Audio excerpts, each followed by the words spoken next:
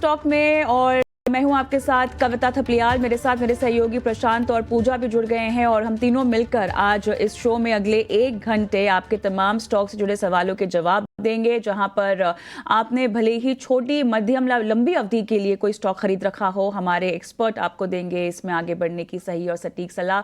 सवाल कैसे पूछ सकते हैं आप इस शो में, जानना चाहते हैं तो अपने सवाल आप हमें व्हाट्सएप कर सकते हैं। नंबर आपकी स्क्रीन पे एक फ्लैश हो रहा है, इस नंबर पर अपने सवाल आप छोड़ सकते हैं। और इसके अलावा सोशल मीडिया के तमाम प्लेटफॉर्म्स पर भी हम लाइव हैं इस वक्त। खासतौर से अगर आप यूट्यूब पर हमें देख रहे हैं तो यूट्यूब के कमेंट बॉक्स पे अपने सवाल छोड़िए, आपके सवालों को हम शो में शामिल करेंगे। हमारे साथ मेहमान के तौर पर आज खास मेहमान हेम सिक्योरिटीज की आस्था जैन और द स्ट्रीट्स के कुणाल रामबिया भी जुड़ गए हैं। और कुणाल, आपका स्वागत है। जैसे कि हम बाजार की चाल देख सकते हैं, यहाँ भी आज के सत्र में हमें बिकवाली दिखाई दे रही है।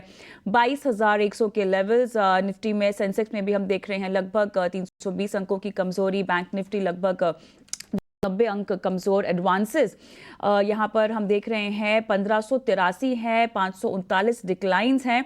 ओवरऑल बाजार की आज की ब्रेथ को अगर मुझे समझना हो कुणाल, तो ये किस ओर इशारा करती हुई दिखाई दे रही है? बिकॉज अभी भी नर्वसनेस दिखाई दे रही है और अनिश्चितता एक बहुत बड़ा फैक्टर है जो कहीं ना कहीं हावी होता हुआ दिखाई दे रहा है। Very good morning to all our viewers also. अगर हम ओवरऑल निफ्टी के ट्रेंड की बात करें तो अभी तो क्वाइट पॉजिटिव ट्रेंड लग रहा है। इनफैक्ट ये मैं जो ट्रेंड के व्यू की बात कर रहा हूँ वो हम करीब करीब दिसंबर से लेके अब तक के ट्रेंड की बात कर रहे हैं। एक clear higher top higher bottom बनता हुआ दिख रहा है। रिसेंटली जो हमने करेक्शन देखा था वो 20 मार्च को कंप्लीट हुआ था और 20 मार्च के बाद हमने 10 अप्रैल को एक नया हाई बनते हुए देखा। इनफैक्ट ये जो 3 दिन की बिकवाली थी और गिरावट थी, ये अपने प्रीवियस बॉटम पे भी नहीं पहुंची है और टेक्निकल्स में हम इसे बताते हैं हायर बॉटम फॉर्मेशन। ये हायर बॉटम एक कंफर्मेशन देता है कि bottom the trend is intact. So जब तक निफ्टी अगर 21,900 के नीचे नहीं जाता है तब तक इसे हम बाय ऑन डिप की रणनीति अडॉप्ट करके अप्रोच करना चाहेंगे। इनफैक्ट इंडाइसेस में फॉर नाउ आज के दिन का जो बॉटम बना है उसी को सपोर्ट गिनते हुए यहाँ से बाइंग की जा सकती है। Short to medium term trend अभी भी मार्केट में बरकरार है। इनफैक्ट बहुत सारे स्टॉक्स हैं जो न्यू हाई बना रहे हैं जिसमें स्ट्रेंथ बहुत ही अच्छी है। सो स्टॉक स्पेसिफिक अप्रोच देखना होगा और इंडेक्स में यहाँ से हम बाइंग की अपॉर्चुनिटी डेफिनेटली ढूंढ सकते हैं। ठीक है, तो इंडेक्स में ये जो करेक्शन आया है ये बाइंग अपॉर्चुनिटी है।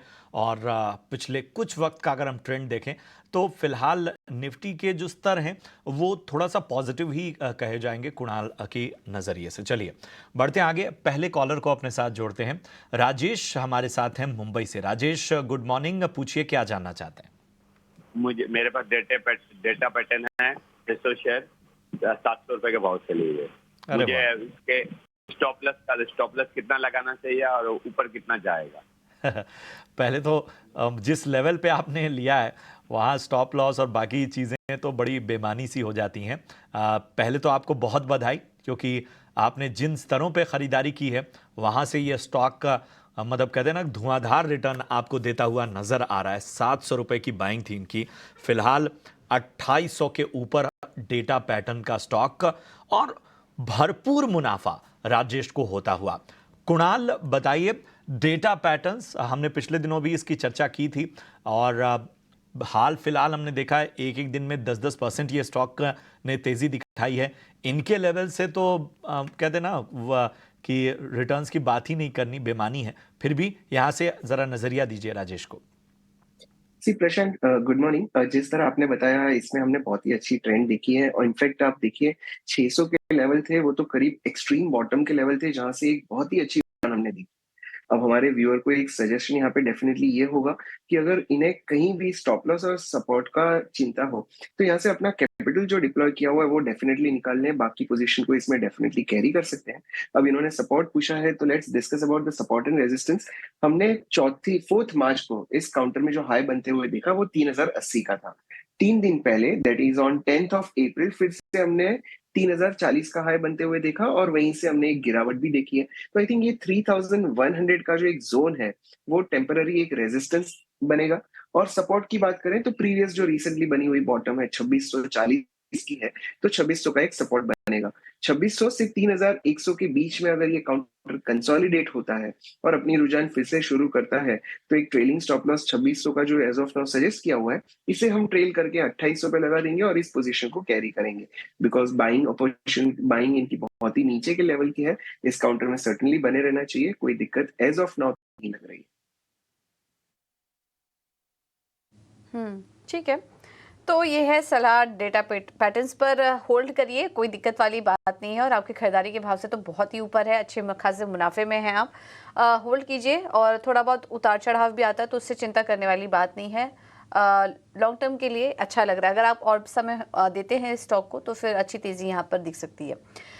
चलिए अगला सवाल ले लेते हैं। हमारे साथ झारखंड से राजेश कुमार जी जुड़े हैं फोन लाइन पर। राजेश जी नमस्कार, सवाल पूछिए अपना। नमस्कार, ये है मैडम कि मैंने बीएससी का शेयर जी 575 के रेट में 2021 में 1600 शेयर खरीदा है मैंने। अरे वाह, बहुत ही बढ़िया मुनाफा हो रहा है आपको। तो अभी आप क्या करना चाह रहे हैं स्टॉक में, क्या जानना चाह रहे हैं? ये जानना चाह रहे थे कि उतार चढ़ाव मार्केट में होता है तो आगे क्या किया जाए इस पर। जी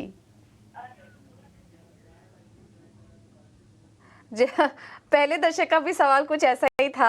आपको भी मुबारकबाद देंगे सर, बहुत अच्छे लेवल्स पर आपने लिया। तब से बीएससी में तो हम देख रहे हैं एक लगातार एक तेजी बनी ही हुई है।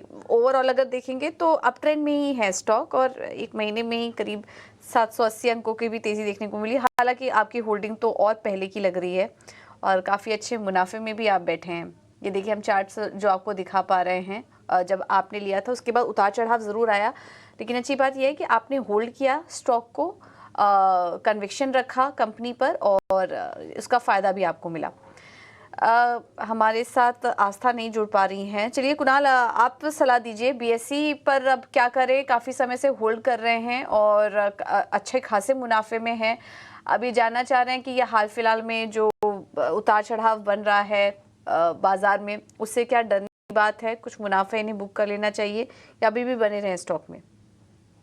मॉर्निंग पूजा, अगर हम बीएससी की बात करें तो मार्च 2020 में इस काउंटर को हमने 9500 रुपीज पे देखा हुआ था और एज ऑफ नाउ देखिए 2830 पे चल रहा है। और एक बात तो मार्केट में सत्य है कि अगर पोजीशन बाय एंड होल्ड कर सकते हैं तो जो रिटर्न्स मिल सकते हैं वो अनकंपेरेबल होते हैं और हमारे व्यूअर ने ऑलरेडी वो प्रूफ भी किया हुआ है। एज ऑफ नाउ भी देखिए तो ट्रेंड पॉजिटिव ही है। एक लल फेज हमने 6-7 महीनों का बीच में देखा था, बट फिर से इसमें रुझान शुरू हो चुकी है। सो ऐसे काउंटर्स जब तक अपनी रुझान में बने हुए रहते हैं तब हमें ये पोजीशन होल्ड करना ही लॉजिकल होगा। एज ऑफ नाउ एक लेवल है जो मैंने अपने पोजीशन के लिए, पर्सनल पोजीशन के लिए ध्यान में रखा है और वो है 2450। मैं हमारे व्यूअर के साथ शेयर कर रहा हूं, अगर ये काउंटर 2450 के नीचे जाता है तो एक बार रिविजिट करिएगा, शायद तब हम थोड़ा मुनाफा वसूली करने का सोचेंगे। बट जब तक ये काउंटर 2450 के ऊपर है तब तक इस काउंटर में डेफिनेटली इत्मीनान से बने रहिए और ride the entire rally, keep trailing the stop loss. जैसे जैसे ऊपर आएगा चैनल पे रिविजिट करिए, जो भी अवेलेबल बंदा होगा उससे ट्रेलिंग स्टॉप लॉस पूछ लीजिए।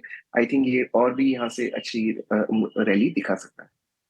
चलिए, तो यहाँ पे ट्रेलिंग स्टॉप लॉस का हालांकि आपको थोड़ा सा सावधानी से अमल में लाना होगा। आगे बढ़ते हैं और संतोष कुमार साहब बनारस से हमारे साथ फोन लाइन पर हैं। सर नमस्कार। नमस्कार सर, बताइए किस स्टॉक पे सवाल है आपका? मैडम मेरा सवाल सुजलॉन के और विकास लाइफ केयर पे है मैडम। क्या रेट पर बाइंग है दोनों स्टॉक में? ये सुजलॉन का मेरा 40-20 है, 700 स्टॉक है। ओके। और विकास लाइफ का मेरा मतलब एवरेज करते करते मेरा 596 है उसका और 3000 शेयर है, 3500। और दोनों में ही आपका नजरिया क्या था? इसमें विकास लाइफ में तो ज्यादा नहीं था मैडम, इसमें तो नजरिया था कि कम से कम 1 से 2 साल मतलब रुकूं, लेकिन कुछ समझ नहीं आ रहा है इसमें। ओके, चलिए मैं आस्था से जुड़ती हूँ। आस्था, स्वागत है आपका। और सुजलॉन के बारे में बात करते हैं। आस्था, 40 की इनकी खरीद है। जी बिल्कुल। गुड मॉर्निंग कविता, गुड मॉर्निंग पूजा। माफ़ी चाहूँगी थोड़ा-सा टेक्निकल डिलेज़ की वज़ह से थोड़ा-सा लेट हुआ जॉइन करने में। देखिए सुज़लॉन की बात करें तो जिस तरह से अब गवर्नमेंट का पूरा एम्फेसिस विंड एनर्जी को लेके है और एनर्जी में विंड का एक मेजर कंट्रीब्यूशन अब बढ़ने वाला है, तो सुज़लॉन उसका की बेनिफिशियरी रहेगा। इनफैक्ट जो इनकी कॉस्ट प्राइस है वो 40-42 के रुपए के आस-पास है और अभी 40 रुपए ही चल रहा है। मुझे लगता है कि लॉन्ग टर्म में क्योंकि गवर्नमेंट का एक और यहाँ पे व्यू है कि power supply to all by 2025-24 into 7 power supply की बात है, तो विंड एनर्जी इसमें एक महत्वपूर्ण रोल अदा करती हुई नज़र आएगी और सुज़लॉन उसमें की बेनिफिशियरी रहेगा। मेरे हिसाब से लॉन्ग टर्म के लिए काउंटर वेल पॉइज्ड है इस सेगमेंट की अपॉर्च्युनिटीज़ को कैटर करने के लिए, खरीदारी करने की भी सलाह रहेगी और लिया हुआ है तो बने रहिए। इनिशियल टारगेट ₹46 का इसमें 46 का रख सकते हैं और उसके बाद 48 तक के भी लेवल ये काउंटर दिखाता हुआ नज़र आएगा। बिल्कुल, तो यहाँ बने रहने की सलाह, आगे और बेहतर संकेत आस्था जी की राय में। बढ़ते हैं आगे, अगले जो हमारे निवेशक हैं उनको जोड़ते हैं। केदारनाथ मानसिंह साहब हमारे साथ भुवनेश्वर, उड़ीसा से जुड़ चुके हैं। केदारनाथ जी नमस्कार, और पूछिए क्या जानना चाहते हैं। हम एक्चुअली LIC में 530 नंबर सब शेयर मेरे पास है LIC जी का। हाँ, एक्चुअली हम थोड़ा ज्यादा में खरीद कर लिया था 1054 शेयर प्राइस में। अभी सिंस लास्ट 2 मंथ इसको अभी तो कमती में जा रहा है, इसको होल्ड करें ना सेल करें, क्या कर सकते? आपसे थोड़ा सलाह चाहते हैं, थोड़ा ये सजेशन चाहते हैं। बिल्कुल बिल्कुल, और ऊपरी स्तरों पे आपने खरीदारी की है। जिन लोगों ने IPO के लेवल या बाद के करेक्शन में एंट्री ली थी, उन्हें हाल फिलहाल की LIC की रैली में फ़ायदा हुआ है, लेकिन आपने ऊपरी स्तरों पर खरीदारी की है। चलिए आस्था जी, आपसे ही जानना चाहेंगे। LIC 1054 रुपए की खरीद है और फंसे हुए हैं। एक बड़ी समस्या LIC के साथ ये है कि कुछ लोग IPO के स्तर पे फंसे थे, तो उनका तो थोड़ा उद्धार हो गया है इस रैली में, लेकिन कुछ लोगों ने शायद उस रैली और बाकी सजेशन से ऊपरी स्तरों पर खरीदारी की है। अब बताइए यहाँ से क्या रणनीति होनी चाहिए। ये रणनीति तो यहाँ से पॉजिटिव ही लग रही है क्योंकि जो VNB मार्जिन्स थे वो तो काफ़ी अच्छे इम्प्रूव होते हुए नज़र आए। दूसरी तरफ देखा जाए तो प्रॉफिटेबिलिटी का एक दूसरा जो पैमाना था कि इनका जो मोड इंक्लूजन था नॉन पार प्रोडक्ट्स का, तो वो भी इन्होंने यहाँ पे बढ़ाया है। तो वो भी एक मेजर पॉजिटिव है। तो मुझे ये ठीक लगता है काउंटर मेरे हिसाब से यहाँ पे लॉन्ग टर्म के लिए बने रहना चाहिए। लेकिन देखिए स्लो मूविंग काउंटर रहेगा और रिटर्न्स बहुत बड़े-बड़े और बहुत जल्दी आते हुए नज़र नहीं आएँगे, तो पेशेंटली अगर आराम से वर्ष भर या 1.5 वर्ष की सीमा के साथ रुक सकते हैं, तो बने रहने की सलाह रहेगी इस काउंटर पे। तो और भी बढ़िया हमें रिटर्न देखने को मिलेंगे क्योंकि हमारे जो टारगेट्स हैं, वो 1.5 वर्ष में तो और भी अच्छे हैं। यहाँ से 20% का अपसाइड हम यहाँ पे एक्सपेक्ट कर रहे हैं। तो होल्ड करने की सलाह है। इनिशियल टारगेट 1000 यहाँ पे जो हम देख रहे हैं, वो 1100 यानी कि 1100 का रहेगा। ठीक है, तो 1100 के टारगेट्स आ सकते हैं अगले, लेकिन धीरे-धीरे ही चलता है ये स्टॉक। उसका ध्यान रखिए, थोड़ा पेशेंस के साथ होल्ड करिए, बने रहने की सलाह आपको दी जा रही है। अब आगे बढ़ते हैं अगले सेगमेंट की तरफ, ऑप्शंस के चैंपियन में।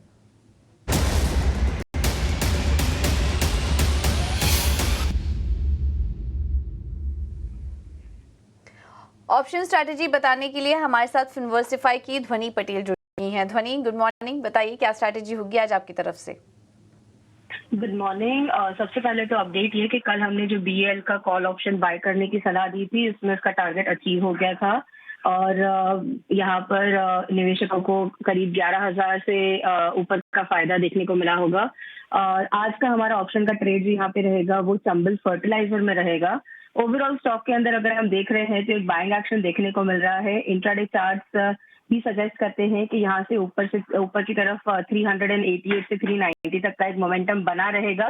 डेरिवेटिव डेटा के अंदर भी अगर हम देख रहे हैं यहाँ पे तो ओपन इंटरेस्ट में बिल्टअप पॉजिटिव साइड पे देखने को मिल रहा है। तो मेरी सलाह ये रहेगी कि आप यहाँ पे 375 का कॉल ऑप्शन जो करीब 9 रुपए के आसपास चल रहा है उसको खरीद के चले।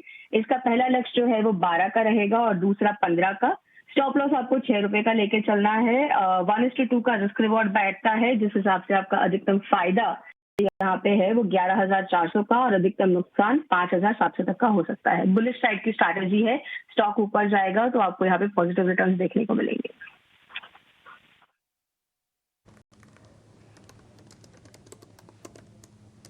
ठीक है, तो ये है सलाम। चंबल फर्टिलाइजर पर 375 की कॉल खरीदे और लक्ष्य इस पे 12 से 15 रुपए का आ सकता है और अधिकतम मुनाफा 11,400 का होगा। ये है सलाह चंबल फर्टिलाइजर। बॉक्स में लगातार आपके सवालों को शामिल कर रहे हैं हम, और चूंकि YouTube के जरिए भी आप हमसे सवाल पूछ सकते हैं, तो लाइव कुछ सवाल जो YouTube पर आ रहे हैं ज़रा उस पर एक निगाह डाल लेते हैं। हमारे एक दर्शक हैं, उनका हैंडल नेचर साउंड्स नाम से है। हम चाहेंगे कि अगली बार जब भी वो सवाल पूछें तो अपना नाम ज़रूर डाल दें। और उनका सवाल RBL बैंक पे एक तो है, दूसरा वेदांता पे है, और तीसरा इंडिया बुल्स रियल एस्टेट पे है। जी हाँ, RBL 180 रुपए में खरीदा हुआ है, वेदांता 192 की खरीद है, और नहीं, वेदांता इन्होंने 371 पे खरीदा हुआ है, और RBL बैंक 256 की खरीद है। इसके अलावा इंडिया बुल्स रियल एस्टेट इन्होंने 143 के भाव पे खरीदा हुआ है। चलिए कुणाल, आपके पास आएंगे। RBL बैंक 256 की खरीद है, और वेदांता 371, और इंडिया बुल्स रियल एस्टेट 143। बताइए क्या राय होगी इनके स्टॉक पे? प्रशांत, पहले RBL बैंक की अगर बात करें तो जुलाई 2023 से लेके अब तक इस काउंटर ने कोई खास परफॉर्मेंस नहीं दिया है। इनफैक्ट एक साइडवेज कंसोलिडेशन में रहा है। इसके जो रेजिस्टेंस की अगर हम बात करें तो करीब 260-270 का इमीडिएट रेजिस्टेंस है, और सपोर्ट इसका करीब 230 पे है। एज ऑफ नाउ ये 247 पे चल रहा है। ट्रेंड साइडवेज टू नेगेटिव भी नहीं बता सकते, बट साइडवेज कंसोलिडेशन बता सकते हैं। सो एज ऑफ नाउ इस काउंटर में डेफिनेटली बने सकते हैं, बट अगर ये सपोर्ट तोड़ के नीचे जाता है तो हमें कॉशियस होना होगा। सेकेंड इज VDL में हमने बहुत ही अच्छी रुझान देखी। लास्ट 15 डेज में ये काउंटर ने 250, 260 से 370 तक के लेवल्स भी हमें बता दिए हैं। एज ऑफ नाउ भी ट्रेंड पॉजिटिव है। इस काउंटर में सर्टनली बने रह सकते हैं। एक ट्रेलिंग स्टॉप लॉस होगा 355 का, वो हमें लगाना होगा। अगर काउंटर 355 के नीचे जाता है तो हमें कॉशियस होना होगा। और तीसरा काउंटर, अगर मैं गलती ना करूं तो इंडिया बुल्स हाउसिंग फाइनेंस का था। ये साइडवेज कंसोलिडेशन काउंटर है। अगेन 160 का सपोर्ट आता है और रेजिस्टेंस 190 का है। अगेन इस काउंटर ने कुछ खास परफॉर्मेंस गए 3 से 4 महीनों में नहीं बताया है, but as of now because sideways consolidation है, डेफिनेटली बने रह सकते हैं। 160 के सपोर्ट को ध्यान में रखना होगा। सो तीनों काउंटर में बने रह सकते हैं। VDL शायद शॉर्ट टर्म में और भी अच्छी मोमेंटम बता सकते हैं। इंडिया बुल्स रियल एस्टेट जो अभी शायद 133-34 के भाव पे है। इंडिया बुल्स रियल एस्टेट 134 के। और प्रशांत 2 मिनट दे दीजिएगा, मैं तब तक ये काउंटर ढूंढ के स्क्रीन पे लगा देता हूँ। ठीक है, ठीक है, ठीक है, हम इसके बारे में बाद में आपसे राय ले लेंगे। चलिए कुछ और सवालों को भी ले लेते हैं, और इनमें एक सवाल, एक हमारे दर्शक हैं जो सेल पे व्यू चाहते हैं।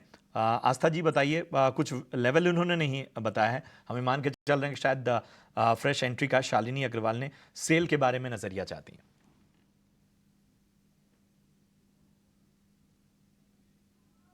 आस्था जी अनम्यूट कर लीजिए अपने आप को जरा। जी बिल्कुल। देखिए फ्रेश एंट्री की यहाँ पे इन्होंने बात की है, तो मुझे ऐसा लगता है कि जिस तरह से मेटल सेक्टर में अभी बहुत बढ़िया तेजी हमें देखने को मिल रही है, सेल उसका काफी बढ़िया बेनिफिशियरी भी हो सकता है। अगर हम आने वाले नतीजों की भी बात करें तो हम लोगों को काफी अच्छी उम्मीद है कि यहाँ पे बढ़िया ग्रोथ हमें EBITDA पर टर्न में इस काउंटर में देखने को मिलेगी। तो ये एंट्री करना चाहते हैं, मेरे हिसाब से थोड़ा सा अराउंड द लेवल ऑफ 145, 146, तो बाइंग ऑन डिप्स की स्ट्रेटेजी के साथ जाएंगे तो और भी अच्छा रहेगा, लेकिन खरीदारी की जा सकती है इस काउंटर पे। अल्टीमेट टारगेट जो इसमें अब हम देख रहे हैं आगे जाते हुए, वो 180 से लेके 190 के रहेंगे। सतना से तिवारी साहब फोन लाइन पर है। नमस्कार सर। तिवारी जी, आपको मेरी आवाज आ रही है? हाँ जी सर, आवाज आ रही है जी। बताइए क्या स्टॉक खरीदा है, किस भाव पर? मैम मैंने EPL लिया हुआ है 180 पे, 200 शेयर। 180 पे? हाँ 200 शेयर है EPL का जी। और आपको कब तक रुकना था इसमें? इसमें मैं लॉन्ग टर्म के लिए था। और दूसरा मैम मेरा क्रेडो ब्रांड पे है। ओके। हाँ इसमें भी 200 पे 200 शेयर है, 200 रुपए में, 200 के भाव पे। हाँ। इसमें भी कितना? कला मंदिर अगर लेना तो क्या ले सकते हैं? इस क्रेडो ब्रांड्स में कितना रुकना है? लॉन्ग टर्म में मेरा सब। और साई सिल्क जो है मेरा ले सकते हैं क्या, अभी ये पूछना था। चलिए बताते हैं आपको क्या करना चाहिए। कुणाल, EPL 180 के भाव पर खरीदा हुआ है। हम पहले हमारे जो प्रीवियस व्यूअर थी उनका व्यू एक बार इनका जो स्टॉक था उस पर एक क्विक राय दे देता हूँ, और वो है India bulls real estate. Counter बहुत ही अच्छी तेजी में है। इनफैक्ट रिसेंटली हमने एक ब्रेकआउट देखा था 125 के लेवल का, काउंटर 145 पे गया था, रीटेस्ट होके फिर से चल रहा है। 125 के स्टॉप लॉस से डेफिनेटली बने रह सकते हैं। अब हमारे प्रेजेंट व्यूअर की बात करें तो इन्होंने पहला EPL पूछा है। EPL काउंटर में कोई ट्रेंड मुझे नहीं दिख रहा है, बहुत ही इललिक्विड काउंटर सा बिहेवियर है, साइडवेज कंसोलिडेशन में है। सपोर्ट जो इस काउंटर में बन रहा है वो है 175 का। अगर ये काउंटर 175 के नीचे जाता है तो डेफिनेटली इसमें से एग्जिट करना होगा, और एक अगर डेड कैट बाउंस 190-95 पे आता है तो इस काउंटर से मैं डेफिनेटली एग्जिट करने की सलाह दूंगा। EPL में आ रही है। क्रेडो ब्रांड्स पे इनका सवाल है, 200 की खरीद है। Friends, I think recently listed counter है। दिसंबर में ही हमने इसकी लिस्टिंग देखी थी, करीब 315-320 से नीचे गिरकर ये काउंटर 160-70 पे आ चुका है। As of now somewhere it is showing the sideways and consolidation pattern, so this is a positive sign, but अभी भी इसमें बाइंग नहीं की जा सकती है बिकॉज हमारे व्यूअर ने ऑलरेडी पोजीशन ले रखी है। तो एक ट्रेलिंग स्टॉप लॉस इसमें बनेगा, और वो है बहुत ही शॉर्ट टर्म का 175 का। 175 के नीचे इसमें से एग्जिट करना होगा, और अगले समय में अगर ये काउंटर 200 के ऊपर निकलता है तो हम डेफिनेटली ये पूरा डाउन ट्रेंड जो था उससे हम first sign of breakout consider करेंगे, और फिर हम नया टारगेट भी शेयर कर पाएंगे। एज ऑफ नाउ बने रहे 175 का स्टॉप लॉस बनेगा। खरीदारी कर सकते हैं, ये भी इनका सवाल है। सॉरी, जो third counter I Sai forgot. Silk 209 फिलहाल चल रहा है बाइंग प्राइस। ये तो इनफैक्ट काउंटर में पहली बार सुन भी रहा हूँ और देख भी रहा हूँ। अगर चार्ट की बात करें तो डेफिनेटली नेगेटिव ट्रेंड में चल रहा है। एक्सट्रीम हाई लेवल्स 310 से ये काउंटर 170 आ चुका है। ट्रेंड इस काउंटर में नहीं है, और इसीलिए इस काउंटर से मैं दूर रहने की सलाह दूंगा।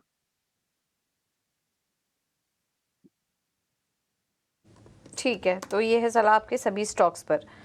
आगे बढ़ते हैं और व्हाट्सएप पर सवाल आया है हमें सूरत से ब्रजेश कुमार जी का। बंधन बैंक है इनके पास 4252 शेयर्स इन्होंने 205 रुपए पर लिए हुआ है और अभी 174 के पास कारोबार कर रहा है। स्टॉक में हल्का नुकसान हो रहा है इन्हें। आस्था जी क्या करें? बंधन बैंक में काफ़ी ज़्यादा नुकसान में है ये, क्योंकि शेयरों की संख्या इन्होंने थोड़ी क्वांटिटी ज़्यादा ले ली है, 4000 के ऊपर के शेयर्स हैं, इस वजह से नुकसान भी बड़ा हो रहा है। बंधन बैंक में हमने हाल फिलहाल में मार्केट में जो गिरावट देखी उसका भी असर दिखा है, लेकिन बने रहें थोड़ा रिकवरी के, क्योंकि नुकसान तो हो चुका है इन्हें, बट 205 के लेवल्स के लिए या उसके आसपास के लेवल्स के लिए अभी होल्ड करना चाहिए इन्हें स्टॉक को। देखिए, नुकसान भारी हो रहा है सबसे पहले तो। दूसरी बात, अगर बंधन बैंक की यहाँ पे स्पेशली बात करें तो असेट क्वालिटी को लेके थोड़े से कंसर्न्स हैं।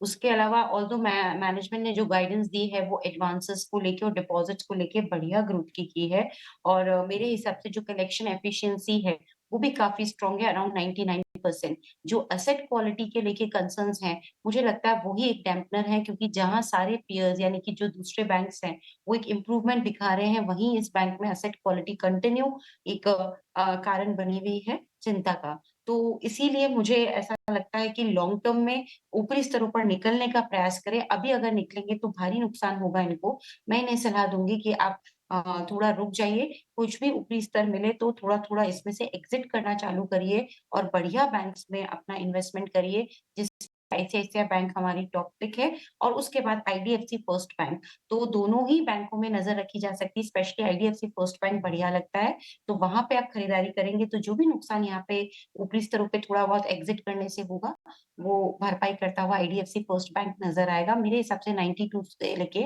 98 तक के टारगेट्स हम इस काउंटर को दे सकते हैं आईडीएफसी फर्स्ट बैंक।